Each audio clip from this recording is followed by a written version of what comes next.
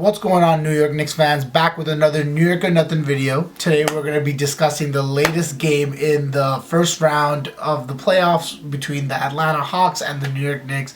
Another pretty bad loss, but I would describe this one more as like a punch to the face, where that last loss in Game 3 was more like a punch to the gut. This one hurt, but you kind of saw this one coming, and there was a few more positives I got out of this one compared to Game 3. Still ended up in a similar result and similar fashion. Let's dive right into what happened in that game. I liked what we saw from the Knicks in terms of offensive sets. I think they got much more aggressive and did a little bit of what Knicks fans wanted them to do.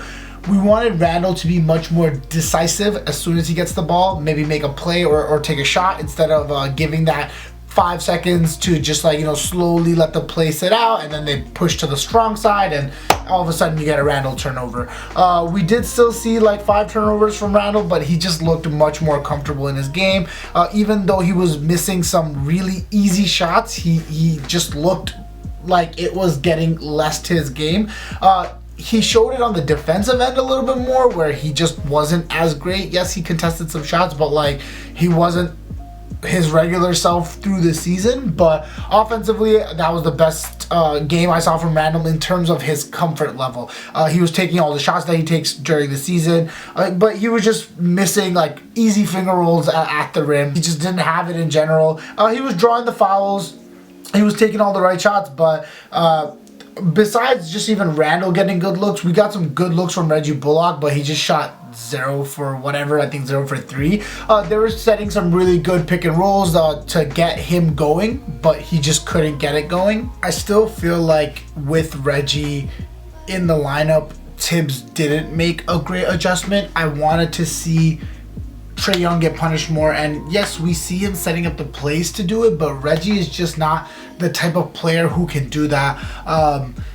Maybe try Burks instead. Like I've been saying from the beginning, I kind of think Burks in the starting lineup would help a little bit. I would actually wanted to see Burks enter the starting lineup before D Rose, but hey, I'm not opposed to a lineup that has D Rose, Burks, Randle, RJ, and Todd Gibson. The mentality right now should be all in, because this is an elimination game, and it's just gonna be the Knicks need to make the adjustments to try and punish Trae, because you can't keep hiding him on Reggie Bullock, who just can't dribble. Like literally all I've seen Reggie Bullock do all season, and he's been great at it, has been take open threes and dribble ones, get inside the arc and take a shot, but this isn't going to work in the playoffs. All of our players who we got on cheap deals, we got them on cheap deals for a reason. They're going to get exposed in the playoffs. It's not to say anything about our players. It's just this is the first year that the Knicks had some sort of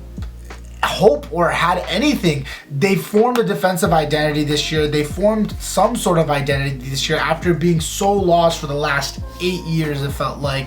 And part of that came from building this roster the way we did. Part of it came from having this underdog mentality, but we just aren't prepared to do the things that we want to beat Trae Young. I know a lot of you guys are talking about let's keep punishing Trae, punish Trae, but Reggie Bullock is just not someone who can do that. RJ can, because he's a little bit of a bigger guard who can kind of bully Trae, but we're just not seeing that on the offense. When we saw it in Game 1, we saw RJ take advantage of it a few times, but I wanted to see it a little bit more. Let's see how that goes.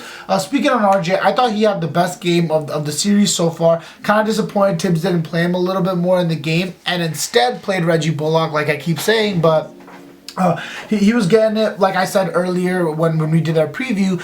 If he was able to get it going inside the arc, that opens up the game for him and makes things come a little bit easier. I want to see more of aggressive RJ tonight. Clint Capella had a bunch of comments, which, you're talking shit. Like, I get it. You're up 3-1 in a series. You're entitled to talk some shit.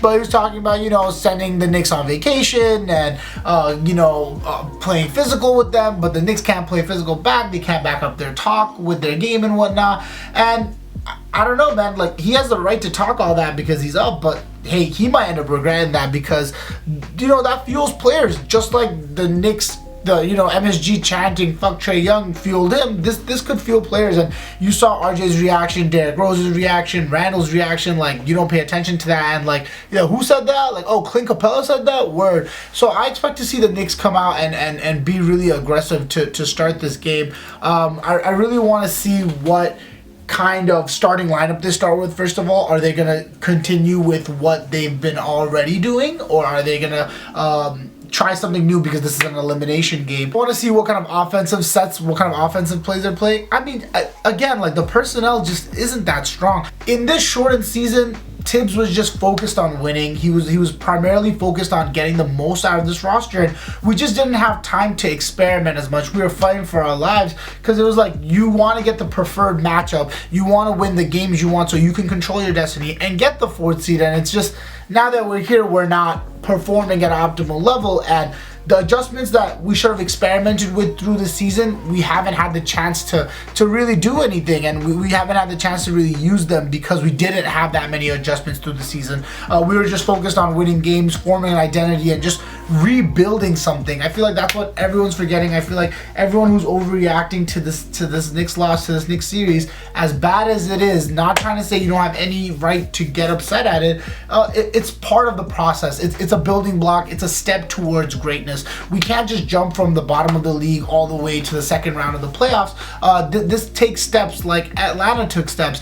This team should have been in the playoffs for the last few years with Trae Young emerging and them having the right pieces, but they saw what they couldn't do in terms of getting to the playoffs, and they built around Trae Young. They spent their money that they had available and made the right moves, and that's where the Knicks hope to be. Now, am I talking about this because I'm scared the season is on the line tonight and we might lose? A little bit, but personally, I think we've seen enough from Randle and RJ in the last game in terms of their comfort level playing 4 games that I think they could close this one at home. I think they could extend the series, take it back to Atlanta, and that's what I'm going to focus on right now. I'm going to take it one game at a time. I'm not going to even think about what's happening in the game after an ATL because very high chance that doesn't even happen the way Atlanta's been playing. But I feel like the Knicks have something to fight for tonight, and I think these guys are locked in. They're focused. With their backs against the wall, they've shown us nonstop that they want this. They're fighting for this. Like, they've had championship aspirations from before we even put the expectations on them. Not to say that they're gonna go for a championship. It's just, you want your players to have that type of aggressive mentality. You want them to never count themselves out, and that's what we're seeing from our guys. And I hope they show some resilience tonight and extend the series at least. That's what the focus is. The Knicks are finally starting to show a semblance of what they are in different times. It's just bringing all that together, and this is a do or die situation. Hopefully the Knicks can show up. I just want to know, what are your guys' thoughts on the series so far? I know in the first 2 games it felt like this series is going to be the most intense and the most fun to watch, but the last 2 games kind of slipped away from the Knicks, where that's why a lot of fans, I feel like, were getting disappointed and embarrassed because the game slipped away. But the Hawks just shot at a high level. They were making shots while the Knicks weren't, and it did make the series a little bit more lopsided. But hey, let's see if the Knicks can tip the scales back into their favor tonight and make this series a more interesting one by taking it 3-2. Or if Trae Young continues his villainous tyranny on the Knicks and breaks our hearts at Madison Square Garden. Regardless, I want everyone to understand this season was an amazing roller coaster and success, regardless of what happens tonight. And regardless of the results, New York is still gonna be here. We still out here. This is the first step to success, and I'm really excited to be part of this ride regardless of what goes down. I'm riding with my guys. If you guys like my content, make sure you guys are liking, commenting, and subscribing. If you want to hear me talk more about the NBA or New York sports in general, make sure you guys are hitting that subscribe button. As always, I really appreciate you guys tuning in, and it's always love. I will see you guys soon. Peace.